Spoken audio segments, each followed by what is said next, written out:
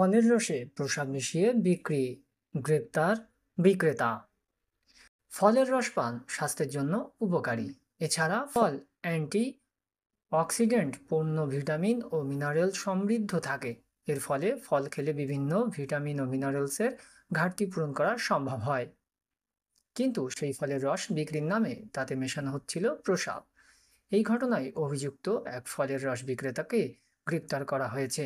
আটক করা হয়েছে এক কিশোরকেও। চাঞ্চল্যকর এই ঘটনাটি ঘটেছে ভারতের দিল্লির পার্শ্ববর্তী গাজিয়াবাদে।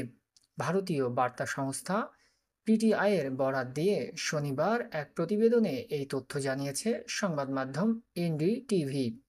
প্রতিবেদনে বলা হয়েছে, ফলের জুসের সাথে প্রসাব মিশিয়ে গ্রাহকদের পরিবেশন করার অভিযোগে শুক্রবার এক জুস বিক্রেতা এবং 15 বছর বয়সী এক ছেলেকে গ্রেপ্তার করা হয়েছে বলে পুলিশ জানিয়েছে।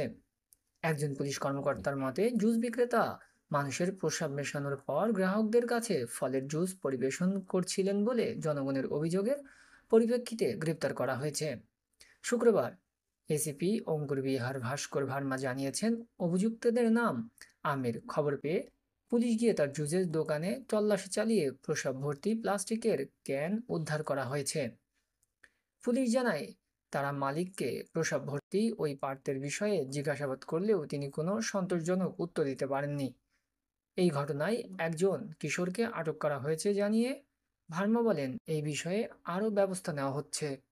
ভারতীয় সংবাদ মাধ্যম বলছে, বেশ কয়েকজন অভিযোগ জানিয়েছিলেন যে ফলের রসের মধ্যে মূত্র মিশিয়ে বিক্রি করা হচ্ছে। এরপরই পদক্ষেপ নেয় পুলিশ।